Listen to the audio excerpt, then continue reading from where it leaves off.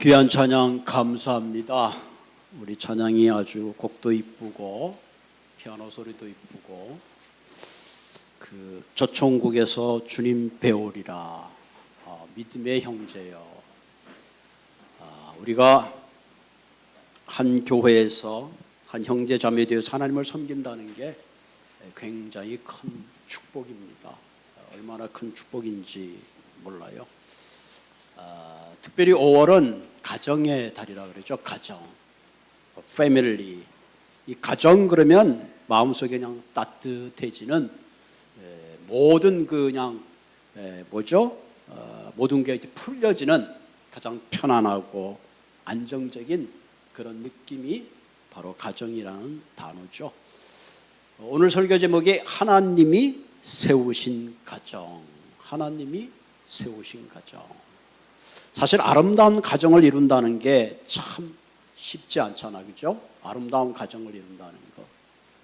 또 부부가 오랫동안 같이 산다는 것도 또 쉬운 일이 아니고, 또 자녀들이 다 성장해서 아름다운 삶을 살아가는 것도 쉽지 않아요. 저도 이제 큰 딸은 시집을 갔고 둘째와 아들이 이렇게 있어요. 저희 교우님들이 이렇게 사시는 거 보면 자녀들이 가서 이렇게 잘 사는 그런 모습을 보면 참 부럽다. 그죠? 보통 그냥 별거 아닌 것 같지만 사실은 아름다운 삶 그 자체를 이루는 자체가 얼마나 큰 축복인지 몰라요. 모든 사람이 흔히 이런 말하죠. 가정에 위기가 있다. 그 얘기는 뭐예요? 그만큼 행복하고 아름다운 가정을 이루어내는 것이 어렵다 하는 그런 얘기죠. 오늘 설교 제목처럼 하나님이 세우신 가정, 우리의 가정을 세운다는 게 내 뜻대로 내 소원대로 되는 게 아니잖아요. 자녀가 잘못되기를 기대하는 부모는 세상에 하나도 없어요. 그럼에도 불구하고 잘못된 자녀들이 있고, 행복한 가정을 이루기를 원치 않는 사람은 단 한 분도 없지만은 그럼에도 불구하고 때로는 헤어짐의 아픔이 있고 이별의 아픔이 있고 나누어짐의 아픔이 있는 것이 우리의 현실입니다.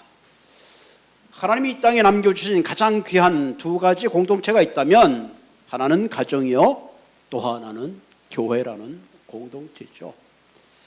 그런 의미에서 이 가정이라는 소중한 하나님이 세워진 가정을 우리는 가장 이 땅에서 아름답게 만들어야 되는 그런 사명과 책임이 있습니다. 그래서 흔히 이렇게 말하죠. 천국 같은 모델로 우리의 가정을 만들어야 된다. 그죠? 물론 우리가 죽어서 천국 가지만 사실은 하나님이 우리가 이 땅에서 천국을 맛보는 삶을 살기를 원하십니다. 이 땅에서 천국을 맛보는 삶을 사는 건데 그 맛을 어디서 우리가 보고 만들 수 있을까? 그것은 바로 가정이죠. 전 여러분들의 가정이 부모는 사랑과 권위로 자녀를 잘 양육하고 자녀는 부모를 공경하고 부부간에는 넓고 깊은 이해심과 사랑으로 하나 되는 그런 아름다운 가정을 이루시기를 주님의 이름으로 부탁을 드립니다. 아멘입니다. 네, 아멘이에요. 그런 가정이 되기를 부탁드립니다. 오늘날 가정 그러면 여러 가지 형태의 가정들이 존재합니다. 부부가 함께 또 경제적으로 안정이 되고 자녀들은 그 안정된 경제를 바탕으로 미래를 열어나가는 그런 이상적인 그런 가정만 있는 것은 아닙니다. 때로는 어떤 가정은 혼자 자녀를 키우는 힘든 가정들도 있고, 또 어떤 가정은 자녀가 없이 부부만 이루는 그런 가정들도 있습니다. 또 심지어 어떤 가정들은 일찍 사별해서 혼자서 가정을 꾸려나가는 힘든 그런 현실도 있습니다. 이런 의미에서 오늘 가정이라고 말할 때는 각양각색의 다양한 모습을 이루고 있습니다. 그런 의미에서 우리는 어떤 모습의 가정을 이루고 있던 가장 중요한 것은 그 가정은 바로 하나님이 세워주신 공동체라는 사실을 잊어서는 안 됩니다. 어떤 모양의 가정이 가장 이상적이고 아닌 것을 떠나서 가장 중요한 것은 어떤 형태의 가정을 이루었든지 우리는 그 독특한 가정을 통해서 하나님이 원하시는 사랑의 공동체를 반드시 만들어 가야 한다는 사실입니다. 우리가 잘 알 때 2006년도인가요? 그 MVP의 상을 수상했던 헤인즈 하월드를 우리는 잘 기억하고 있죠. 이분의 가정은 사실 우리가 생각하는 이상적인 그런 가정은 아니었죠. 이혼한 어머니, 심지어는 혼혈의 아들로 태어났습니다. 철이 없을 때는 어머니가 한국인이라는 사실에 때로는 부끄러워했지만 그가 자라면서 어머니의 사랑과 헌신과 희생을 통해서 그 선수가 인터뷰할 때 이런 말을 했죠. 내가 세상에서 가장 존경하는 분이 바로 나의 어머니다 하는 거죠. 그런 의미에서 우리의 가정은 무엇보다도 그 안에서 참된 사랑과 헌신이 녹아지고 거기서 그 사랑을 배우는 중요한 그런 공동체라 생각이 되어집니다. 고린도전서 13장 4절 보면 사랑은 오래 참고 사랑은 온유하며 시기하지 아니하며 사랑은 자랑하지 아니하며 교만하지 아니하며 무례히 행치 아니며 7절에 보면 모든 것을 참으며 모든 것을 믿으며 모든 것을 바라며 모든 것을 견디느니라. 참 아름다운 그 단원 같아요. 그죠? 오래 참고 시기하지 아니하고 자랑하지 아니하고 교만하지 않고 무례히 행치 않고 모든 것을 참고 믿고 견딘다. 이런 마음을 가지고 우리가 산다면 아마 가장 아름다운 가정을 이루는 파운데이션이 될 것입니다. 그런데 문제는 이렇게 아름다운 가정을 만들어야 됨에도 불구하고 때때로는 우리가 이런 아름다운 가정을 해치는 그런 장애들이 많이 있다는 사실이죠. 사랑은 오래 참는데 오래 참지 못하고 그냥 급한 마음에 소리부터 질러대는 그런 경우도 종종 있습니다.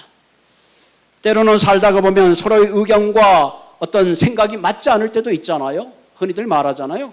자기 입에 있는 혀도 씹는데 모두가 나와 동일한 생각을 할 수가 없어요. 똑같은 사물을 봐도 의견이 다 다릅니다. 우리 집에 개가 있는데 개를 밥 주는 것도 다 달라요. 주라 주지 말라 얼마나 의견이 분분한지 몰라요. 그런 의미에서 서로 의견이 맞지 않더라도 참고 자기가 절제함으로 인내함으로 서로를 참아줄 때에 아름다운 가정이 이루어지는 거죠. 가끔 어떤 분은 이런 얘기를 하는 걸 들어봤어요. 목사님, 제가 성질이 급해서 소리는 지르지만 뒤끝은 없어요. 아니, 본인이 뒤끝이 없지 소리를 지르고 소리를 당한 사람은 뒤끝이 남게 되어 있어요. 그만큼 우리는 가족이니까 내가 무례히 행동해야 된다는 그런 잘못된 습관을 바꿔야 되죠. 사실은 가족이니까 더 잘해야 합니다. 얼마나 잘해야 될까요? 그죠? 가족이니까 더 존중하고 더 사랑하고 더 예의 있게 대해야 될 필요가 있습니다. 사랑은 온유하고 사랑은 무례하지 않고 사랑은 성내지 않는다. 이 세 가지만 지키더라도 아마 우리의 가족은 훨씬 더 다른 모습이 될 것입니다. 흔히들 이런 얘기를 하잖아요. 문제 있는 아이들을 상담하다가 보면 그 아이들이 치료해야 될 것이 아니라 부모를 치료해야 된다. 많은 상담학자들이 그런 얘기를 합니다. 사실은 자녀들이 보고 자라는 건 사실은 부모예요. 어떤 분들은 여기 뭐 썬데이 스쿨이 어쩌고 저쩌고 컴플레인하는 사람, 물론 썬데이 스쿨에서 말씀을 양육하고 좋은 지도를 하는 것 맞습니다. 그러나 가장 중요한 교육은 부모의 교육입니다. 신앙도 마찬가지죠. 우리 부모님이 어떻게 사는가, 그것이 굉장히 중요합니다. 여러분, 우리 가끔 제가 깜짝 놀랄 때가 있는데 저스틴이 내 말투를, 제가 어떤 말투를 내가 듣도 보도 못한 말투를 써요. 제가 어디서 저 말을 배웠지? 가만 생각하니까 내가 그 말을 많이 쓰고 있더라고요. 그 말을 많이 쓰고 있어요. 내가 하는 행동 하나, 언어 하나, 생각 하나, 삶의 그 모습을 그대로 담아내는 것이 바로 우리의 자녀입니다. 옛날에 저도 가만히 생각해보면 한국에 좀 그런 엄마들이 많아요. 너 자꾸 그러면 엄마가 콱 죽어버린다, 막 이렇게 협박성으로 나올 때도 있었잖아요. 그죠? 그런 의미에서 좋은 환경에서 자라는 아이들이 좋은 사회성을 갖게 되고 모든 사람과 관계가 다 원만해지는 것을 보게 돼요. 부모의 사랑을 충분히 받지 못한 경우는 아무래도 나눔의 사랑에서 부족함을 가질 수밖에 없죠. 무례한 언어나 혹은 행동이나 인격적 모독을 당한 아이들은 자기도 모르게 부정적 자아상을 갖게 됩니다. 그래서 어두운 세계관을 갖게 돼요. 그래서 그 아이들이 점점 커서 자기의 힘이 생기게 되면 결국은 자기의 분노를 조절하지 못하고 심지어는 자기 힘으로 안 되면 폐쇄적인 인간이 될 수밖에 없습니다. 그런 의미에서 저와 여러분들이 아름다운 가정을 이룰 때에 또 저희 교회 같은 경우는 이미 자녀들이 다 출가했습니다. 그럼에도 불구하고 이제 할머니, 할아버지로서 혹은 손자, 손녀에게 과연 어떤 모습으로 내가 그들에게 비춰줄 건가 하는 것은 대단히 중요한 이야기입니다. 옛날에 그 학과 여우가 살아서 학과 여우, 학 알죠? 목이 길쭉한 학과 여우가 살았는데 어느 날 여우가 학을 맛있는 식사에 초대를 했습니다. 학은 큰 꿈을 꾸고 저 여우가 어떤 맛있는 걸 준비할까 온갖 상상을 하면서 함께 테이블에 앉았습니다. 여우는 납작한 접시에 자기가 먹고 싶은 여러 가지가 쌓여있는데 학도 같이 줬는데 학은 부리가 길어서 납작한 거니까 이게 집어먹기가 너무 힘듭니다. 집어먹다가 힘이 들어서 여우가 먹고 있는 것을 밥지고머니 바라보고 있으니까 여우가 한단 말이 야 뭐 맛이 없냐? 내가 그거 다 먹을까? 그러고 혼자서 열심히 맛있게 먹고 말았대죠. 다음 날 이번에는 학이 여우를 초대했습니다. 여우도 신이 나서 학의 집에 초대를 받아서 갔습니다. 이번에 학이 호리병에다 음식을 집어넣고 여우를 줬습니다. 이 주둥이가 퉁퉁한 여우가 호리병에 들어가야 말이지 먹을 수가 없는 거예요. 앉아가지고 학이 먹는 것만 밀끄러미 바라보았다는 그런 이솝 우화의 스토리가 있습니다. 물론 이 이솝 유화를 통해서 뭐 여러 가지 우리가 생각을 해볼 수 있습니다만은 저는 이 우화 속에서 이런 생각을 해봤어요. 눈먼 채에서는 때로 최악을 낳을 수도 있다. 우리가 다른 사람의 호의에 베풀어 준다고 하지만 상대가 처한 상황을 충분히 이해하지 못하면 때로는 내가 베푼 호의가 상대를 힘들게 할 수도 있겠구나 하는 그런 생각을 합니다. 때로는 너무 내 중심적으로 생각하는 것들이 상대에게는 최악이 될 수도 있겠구나. 그렇죠? 여러분 입맛은 다 달라요. 여러분 그런 거 경험하잖아요. 야, 그 식당에 갔더니 그게 제일 맛있다 그래서 따라가서 먹어봤더니 뭐예요? 별거 아닐 수가 있어요. 별거 아닐 수가 있습니다. 가장 중요한 것은 아름다운 가정을 만들고 아름다운 관계를 하는 가장 중요한 것은 될 수 있으면 상대를 잘 이해하고 배려하려는 마음이 필요합니다. 그때 훈련이 필요해요. 왜 훈련이 필요하냐? 우리는 내 중심으로 생각하기에 오리엔테이션이 되어 있어요. 오리엔테이션이 되어 있습니다. 그러니까 다른 사람을 생각한다는 게 쉽지 않아요.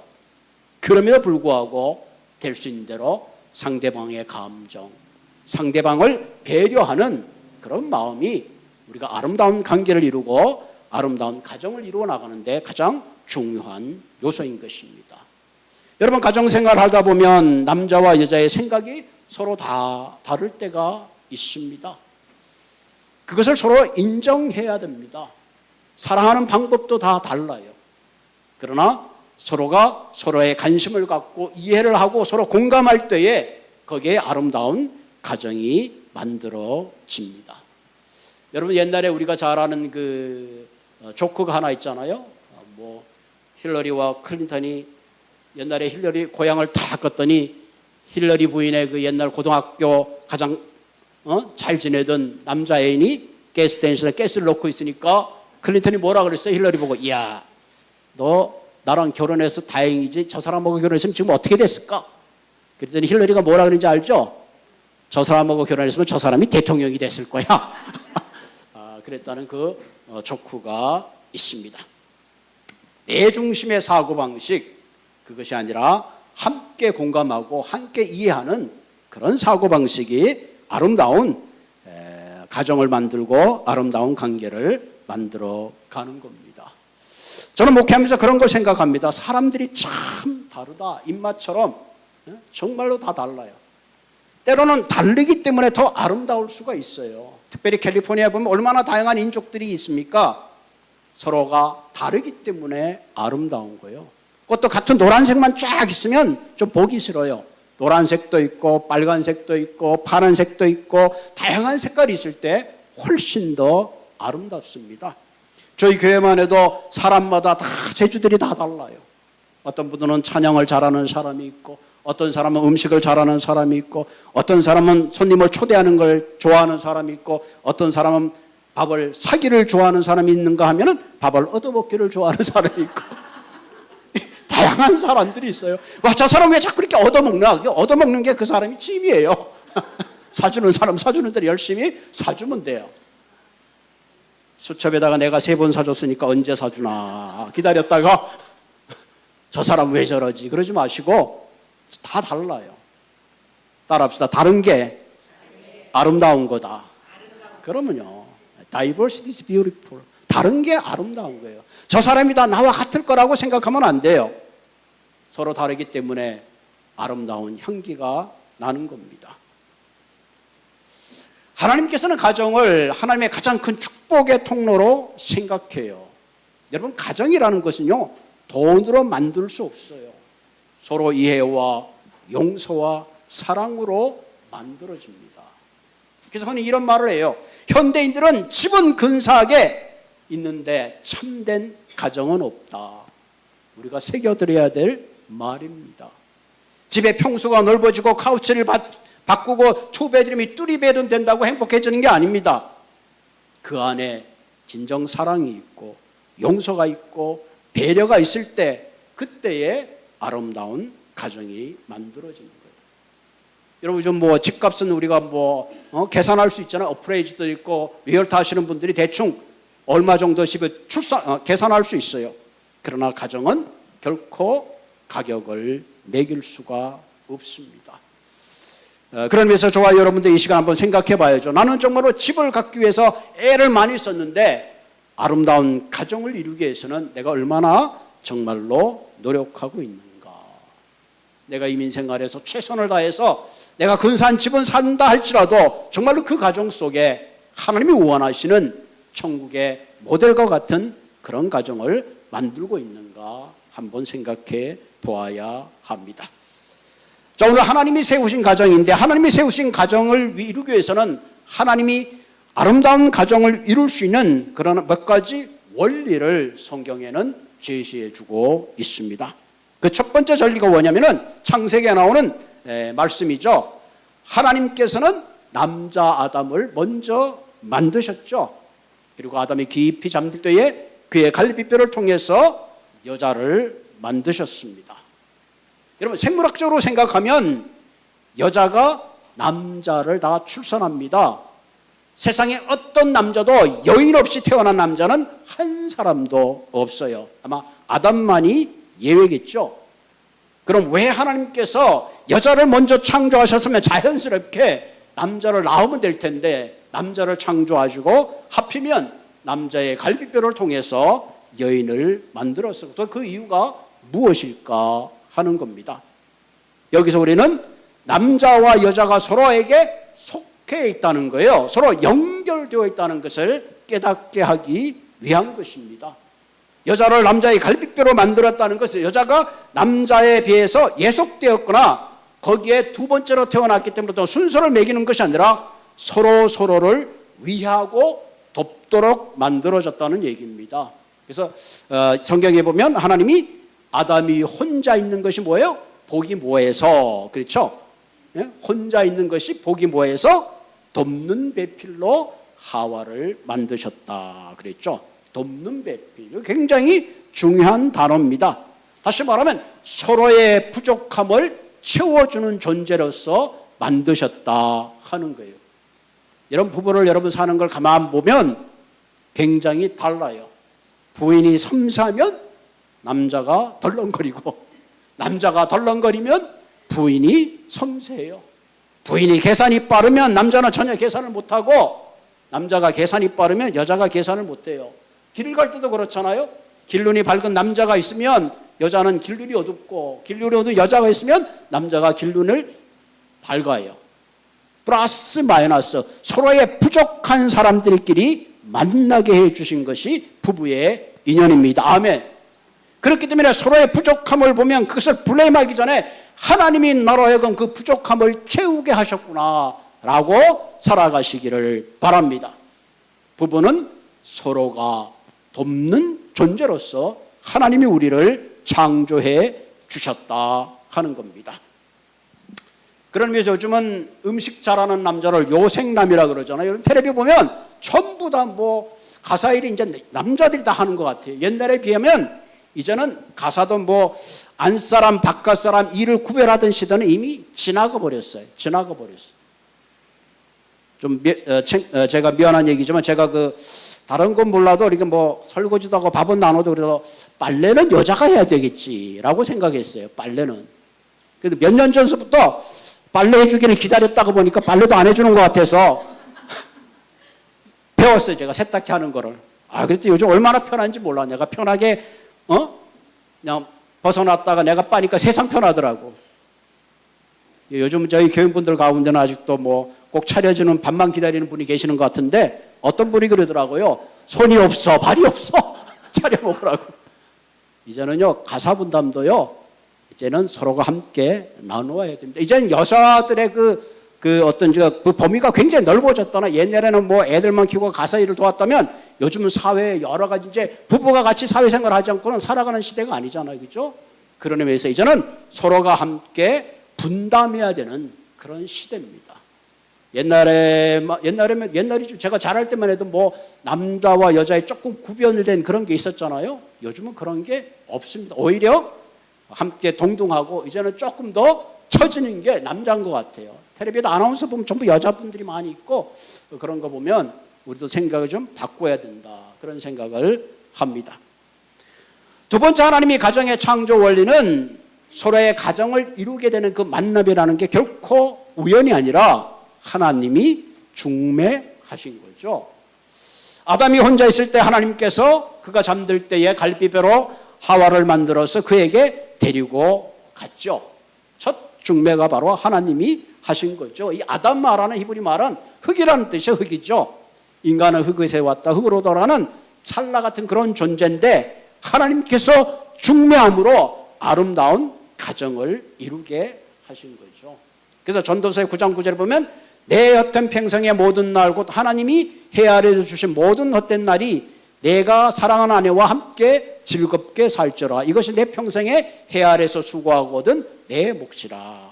부부가 함께 동거해서 아름다운 가정을 이루는 것이 얼마나 큰 축복이냐 하는 그런 이야기를 하고 있죠.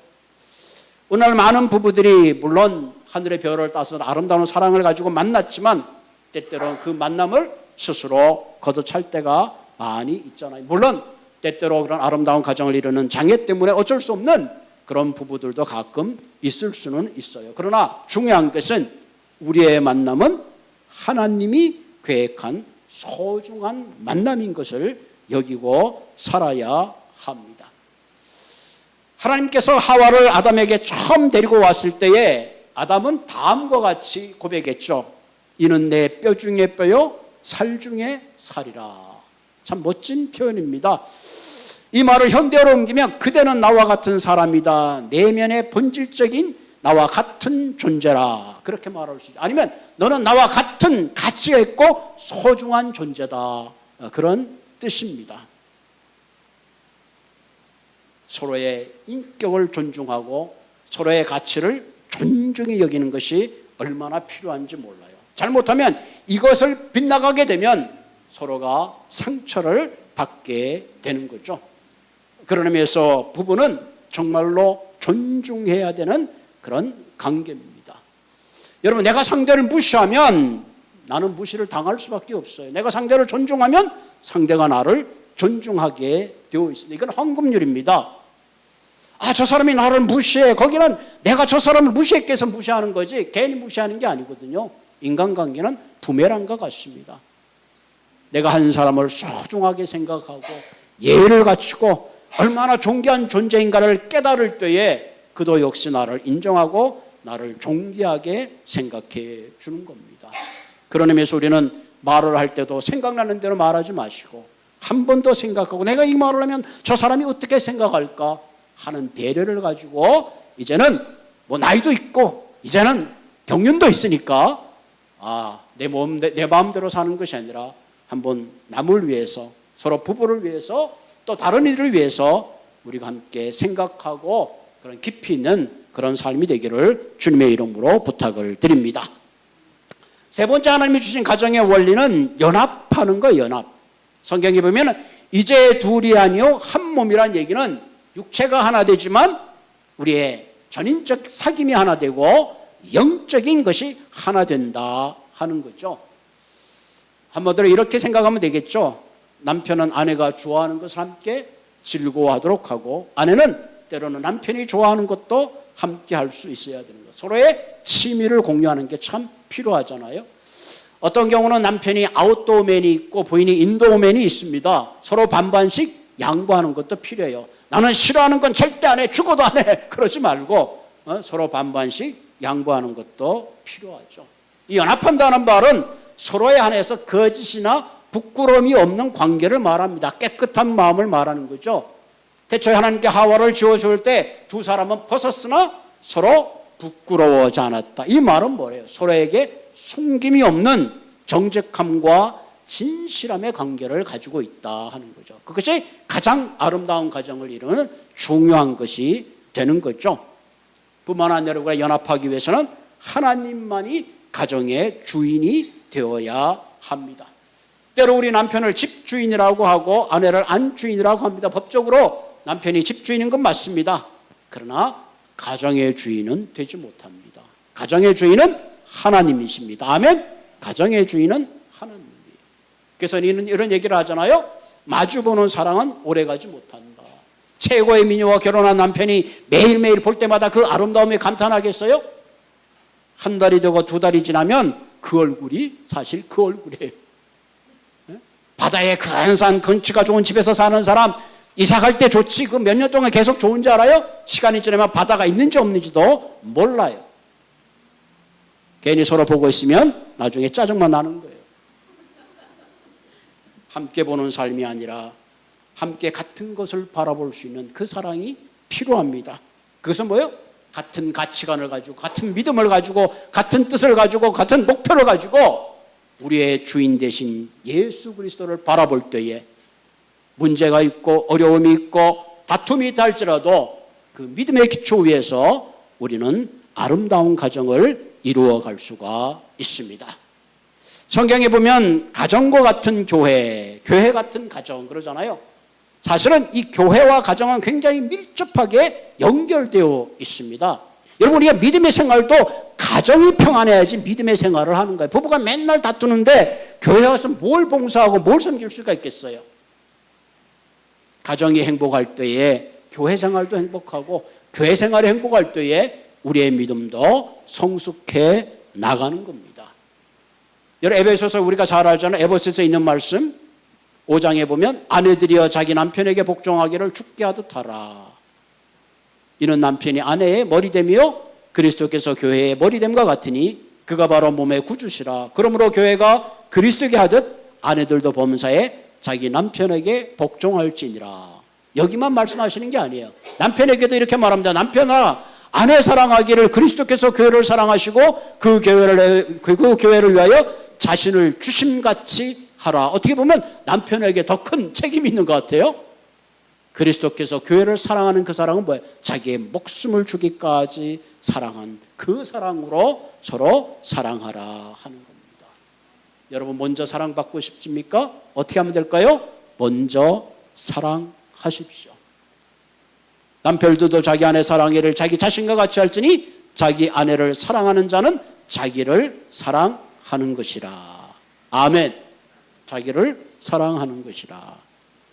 너희도 각각 자기 아내 사랑하기를 자신같이 하고 아내도 자기 남편을 존경할지니라. 이것은 강제적인 명령이 아니라 은혜와 사랑의 법칙입니다.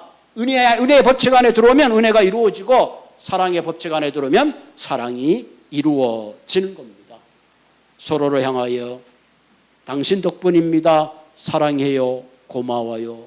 행복해야 하는 단어들이 바로 우리의 행복한 가정을 이루는 가장 중요한 요소가 되는 줄로 믿습니다. 바라보면 이제는 가정을 이루시고 이제는 할머니 할아버지로서 또 손자 손녀들에게 진정 아름다운 가정을 이루어가는 믿음의 행복한 가정을 이루는 모든